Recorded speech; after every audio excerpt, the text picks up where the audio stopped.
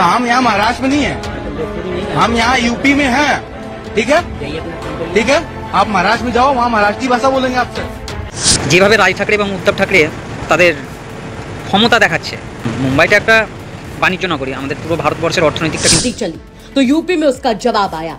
अब यूपी में हो तो भोजपुरी बोलो, जरूरी है।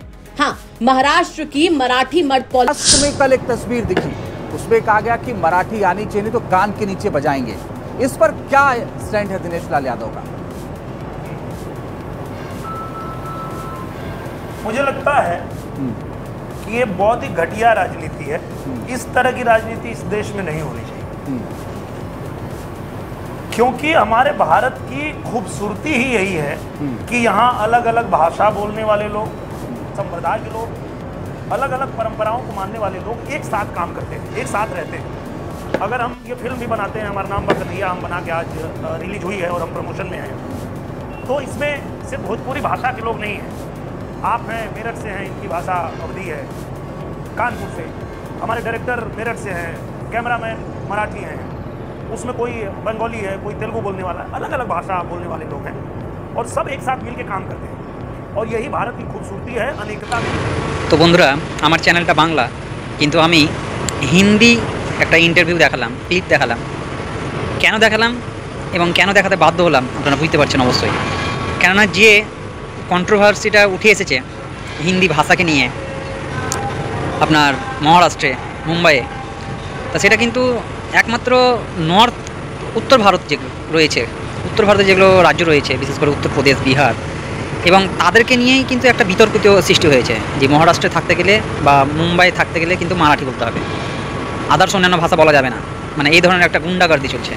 ওই জন্য আমি আজকে নিরুহার ক্লিপটা আপনাদের সামনে দেখার, মানুষের সাথে যে অন্যায়টা করা হচ্ছে মহারাষ্ট্রে, বিশেষ করে মুম্বাইয়ে যে গুন্ডাগার্দি দেখাচ্ছে, সেটা কিন্তু আগামী দিনে বাংলার, আগামী দিনে পাঞ্জাবের, আগামী দিনে কন্নড়ের, আগামী দিনে তামিলের, এটা কিন্তু হতে থাকবে যদি এর মানে যোগ্য প্রতিবাদ না করা যায়। সেটা কিন্তু নিরুহা করেই দেখিয়েছে, তিনি প্রতিবাদ করেছেন এবং এরকমই তো করা উচিত। আমরা ভারতীয় সবাই, আমরা প্রত্যেক ভারতবর্ষের প্রত্যেক ভারতবাসীর মানে যেখানে খুশি সেখানে যেতে পারে, যেখানে খুশি সেখানে তার ভাষা করতে পারে।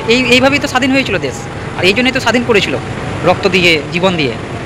তা আজকে সামান্য এই চুটকো ফুটকো গুন্ড যারা রয়েছে, যারা যে সমস্ত যাদের কোনো জনসমর্থন নেই, যেভাবে রাজ ঠাকরে এবং উদ্ধব ঠাকরে ক্ষমতা দেখাচ্ছে, দেখুন মুম্বাইটা একটা বাণিজ্য নগরী, আমাদের পুরো ভারতবর্ষের অর্থনৈতিকটা কিন্তু মুম্বাইয়ের উপর নির্ভর করে, এটা ঠিকই। কিন্তু মুম্বাইটা কি মারাঠির জন্য পপুলার হয়েছে নাকি? না, মুম্বাইটা মারাঠি যারা রয়েছে তাদের জন্য মুম্বাই মানে এত মানে উন্নতি, এত কিছু শিল্পায়ন, এত কিছু মানে বিশ্বের মানে একটা স্থান করেছে মুম্বাই তাদের জন্য। তারা তো আমি যতদূর জানি মুম্বাইয়ে তাদের মানে ওখানে যারা রয়েছে মারাঠিরা বিশেষ করে, তাদের কিন্তু আপনাকে কি বলবো, সব থেকে যেটা মানে কোনো কাজই ছোট না, সব থেকে যেগুলো মানে লো স্তরের কাজ মানে একদম, তারা কিন্তু এই সমস্ত কাজ করে। আপনার বড় বড় যারা শিল্পপতি রয়েছে, বিশেষ করে আমাদের বাঙালি বা উত্তর ভারতের, বিশেষ করে গুজরাটের, সেই জায়গায় ওরা পৌঁছাতে পারেনি। আপনারা বিশেষ করে লক্ষ্য যদি করেন যে মুম্বাই বা মহারাষ্ট্রে মারাঠিরা কোনো ধরনের উন্নতি নাই তারা একমাত্র মানে ওই কি বলবো আপনার ওই 420 টাইপের, যেমন সারাদিন মান ঘুরে বেড়ায়, সেই ধরনের তাদের মানে বৈচিত্র্য, তাদের গুন্ডাগার্দি একটা পার্টি, এই ধরনের কিন্তু তারা করে। ভারতবর্ষটা চিরদিনই একতার মধ্যে মানে বৈচিত্র্যের মধ্যে একতা, এটা কিন্তু চিরদিনই হয়ে আসছে, আগামী দিনেও হবে। এটা কেন্দ্র সরকার, রাষ্ট্রপতিকে এটা মানে ধ্যান দেওয়া উচিত যে হিসাবে গুন্ডাগার্দি চলছে MNS পার্টির, হ্যাঁ, তাতে কিন্তু আগামী দিনে পুরো ভারতবর্ষের প্রভাব পড়তে পারে। আজকে ও বলবে আমি মারাঠি, ও বলবে আমি বাঙালি, এ বলবে আমি বিহারি, ও বলবে আমি গুজরাটি, তাহলে কিন্তু দেশের একটা আভ্যন্তরীণ যে মানে সুরক্ষা, সেটা কিন্তু ভবিষ্যতে কিন্তু একটা গৃহযুদ্ধের মধ্যে পরিস্থিতি হতে পারে, যেটা বাংলাদেশে হয়েছিল। বাংলাদেশে কী হলো দেখতে পাচ্ছেন আপনারা, কিছুদিন আগে দেখলেন যে বাংলাদেশ মানে একটা ইসলামিক কান্ট্রিতে পরিণত। আগেই ওরা ইসলামিক কান্ট্রি ছিল, কিন্তু তখন কিন্তু আপনার শেখ হাসিনার আমলে কিন্তু তখন অতটা অপরাধ অন্যায় অতটা হতো না, হিন্দুদের উপর অতটা অত্যাচার হতো না যতটা এখন কিনা হচ্ছে এই পাঁঠা ইউনিসের আমলে। তো আগামী দিনে ভারতবর্ষে যাতে এই ধরনের না হয়, কিন্তু এর বিরোধ করা উচিত, প্রতিবাদ করা উচিত।